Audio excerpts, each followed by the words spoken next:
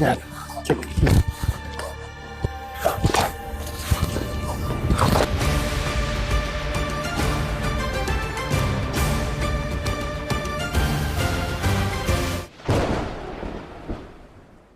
What's up everyone, Sifu Calvin here, and we are now continuing with our Cha fist movements from our first road, which is called Mother and Son. We did the opening movements already, but now we're going to discover what the next moves look like. So we finished off with our throw, and now we're going to open up, punching from the side and forward, elbow, clearing, and opening and punching on the other side. Some people call that the yoke punch. We're going to look at what those mean.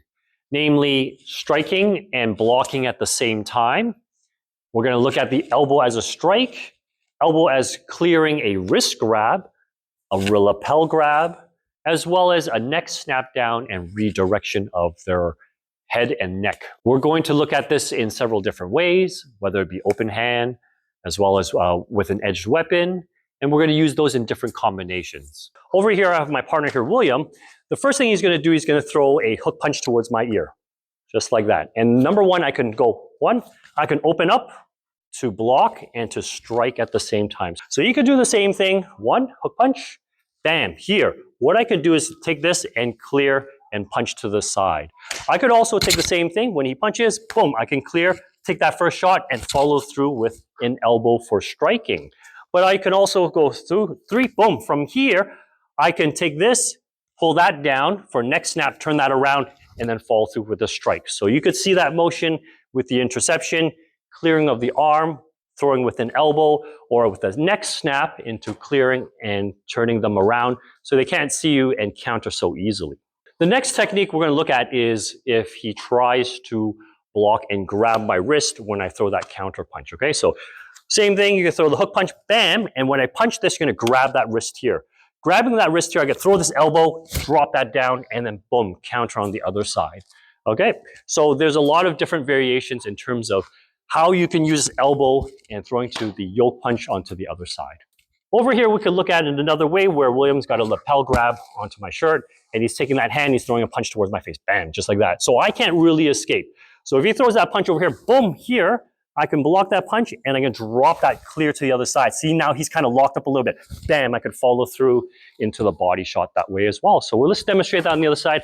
So hopefully the camera can catch things. So once again, lapel grab here. He's going to throw a punch. Bam, I'm going to cover up. I'm going to fire this forward as just stinging him a little bit, just to cause a distraction so that when I clear with this arm here, boom, to follow through with the body, that's going to be a counter that we can have. So if you like this video so far, remember to hit the like button, subscribe, get the notification, and if you have any comments, love to hear it in the comment section. Let's just say over here in this example, we are having daggers or swords or whatever the case may be. Now, over here, what I can do is I could take a slash towards William. And he can do the same thing with punching and countering, okay? So over here, one, bam, you can open that up. So during a wartime period, if you're going against, kingdom versus kingdom, and if I attack, I slice across, what he could do is he can open his up and counter. So that's why we open up to the side and thrust forward at the same time. So you can see now with weapons, these forms make a little bit more sense. William's going to throw a hook punch over here. Bam, I can clear this off to the side. Now I can turn and clear that way as well.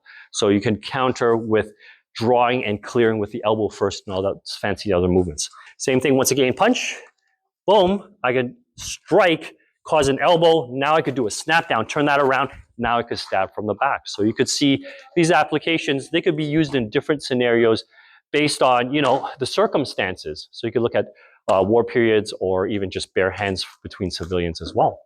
And once again, you can always look at this in different combinations. Now, once again, with a jacket and knives over here in the situation. Okay, so you could see this very simple, same thing. William does a grab of here. He strikes towards me. I cause that sting. I could strike that elbow. I can clear this out of the way. Now I got this to stab towards the body as well. Okay, so you could see that all these variations could be different. He can throw a hook punch towards me. Bam, once again, okay, he grabs my wrist. Now I clear that wrist off to the side. Here, I can go towards the body, okay?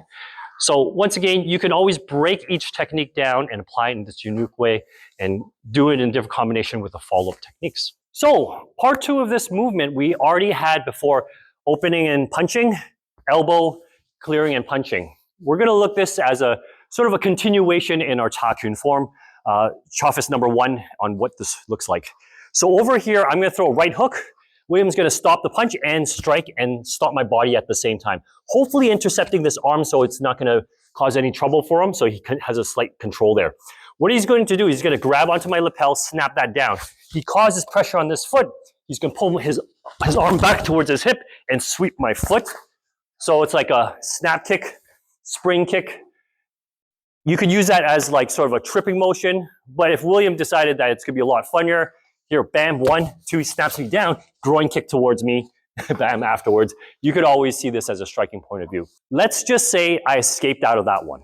So I throw the hook punch again, he stops, he pulls down, and then he pulls and sweeps. Say if my foot steps away, he's going to step back with this, he's going to put his hand on my thigh, and then he's going to twist, turn, okay? I throw the hook punch, he stops everything, he snaps me down, if he sweeps, I escape. He's going to step back, try and yeah, that's it. He puts his hand on the thigh and he pulls. So the emphasis over there is blocking my knee or my thigh and still having that jacket that's going to pull back. So when you see this part of the form, hand underneath and turn like that, that's going to be the stopping the thigh there. Now, we're going to look at also in a different point of view. So over here, let's just say we're going to do the same thing. 1, 2, he pulls me down, 3, kicks 4, escape 5, okay, over here. If I have my hand on him as well, he can actually put his hand on top of his elbow area here and then drive that punch towards me. Yeah, that's it, okay, and that's breaking my grip there, okay? So once again, say if he has a grab on me, what's happening over here is I'm gonna put my hand on top, I'm going to force that forward and then pull this hand down at the same time. So it's gonna look something like this when the hand's on top. So hand on bottom stops the thigh. This one's breaking grip. Or you can look as a finger strike towards the throat there.